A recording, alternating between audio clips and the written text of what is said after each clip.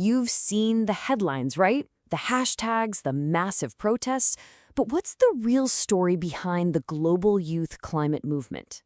Well, in this explainer, we're going to go beyond those familiar images to really understand what's driving these young people, how their strategies are changing, and the huge challenges they're up against in the fight for a livable future. Everything really comes back to this one simple and honestly terrifying idea from Greta Thunberg. This feeling that the house is literally on fire. That's the emotional heart of the whole movement. And it's not some kind of exaggeration. For millions of young people, this feels like a daily reality.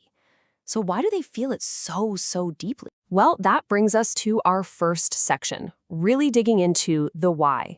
What's fueling this incredible global phenomenon?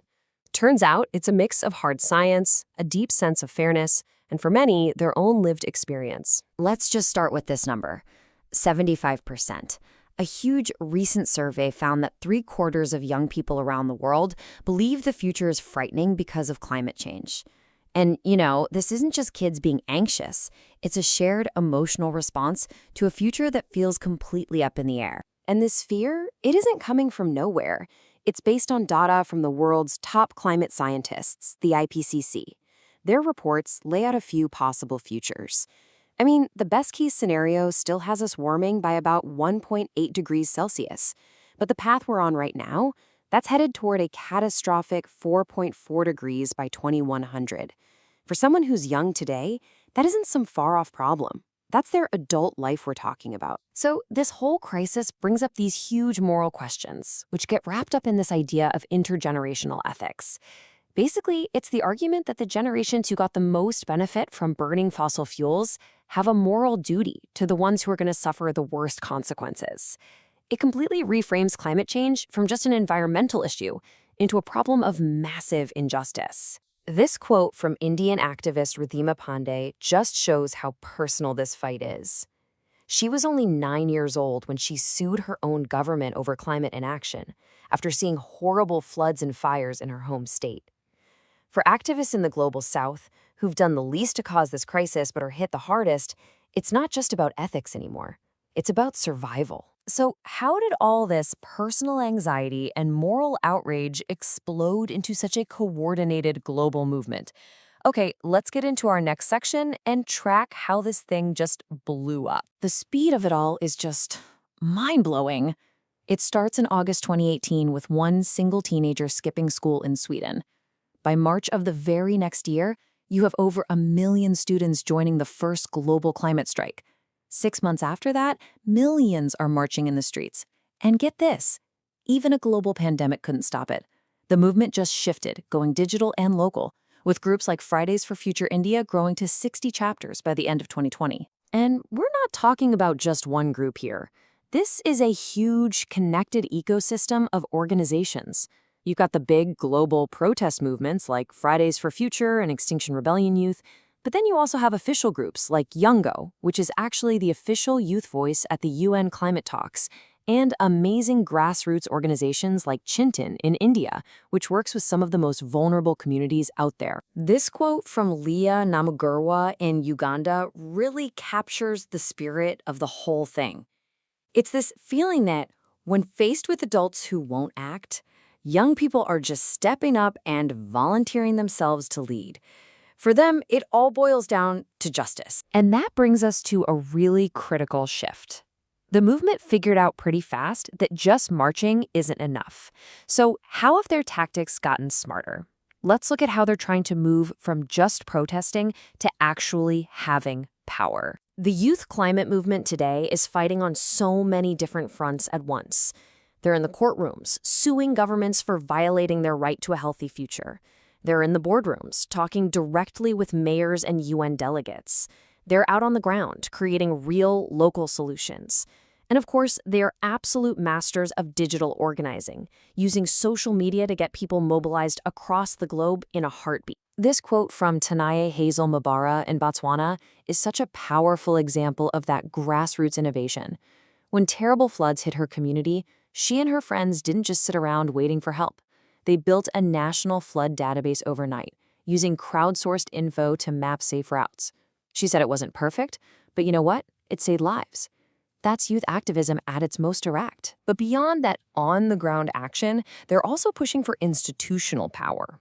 Activists are forming youth climate councils to directly advise city leaders on policy. It's a really smart, strategic move to get their influence formalized, to embed their perspective right into the decision-making process.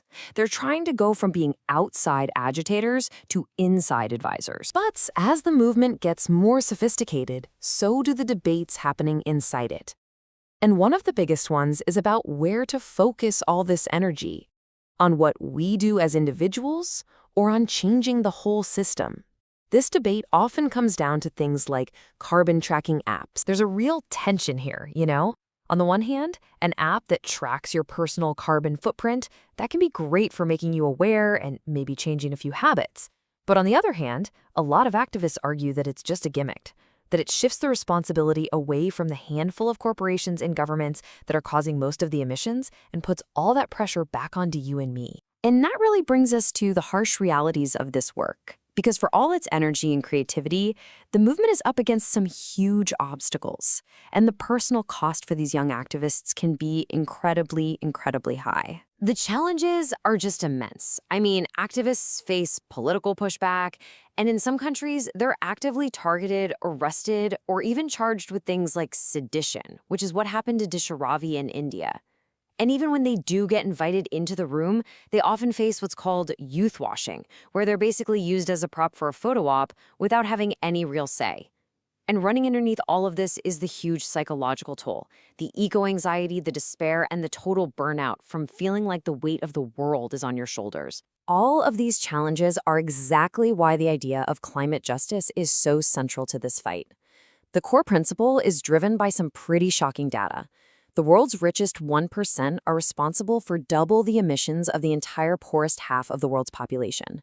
So the idea is that climate solutions can't harm these already marginalized communities. They have to prioritize their well-being first. So, with all that in mind, where does the movement even go from here? In our final section, let's look at what young people are actually demanding and what the path forward might look like. A recent UNICEF survey gives us a really clear picture of where young people are placing responsibility. When you ask them who should be leading on climate action, almost half point their fingers directly at their own governments. Sure, they see a role for everyone, but the message is loud and clear. They expect the people with institutional power to step up and lead the charge. And they feel like the system is failing them in other ways too. That same survey found that only 19.2% of young people feel like their education is actually preparing them with the skills they'll need for the future green economy. Think about that. There's this huge disconnect between the future they know is coming and the tools they're being given to deal with it. At the end of the day, what the youth climate movement really wants is actually pretty simple: a seat at the table. And as this image suggests, they're not asking for some temporary token spot. They want a permanent, powerful role in shaping the policies that are going to define the rest of their lives. And that leaves us with one final, really important question. We spend so much time focusing on the passion and the protests of these young activists. But maybe the real question isn't about what more they can do. If young people are demanding a seat at the table, who's responsible for building it?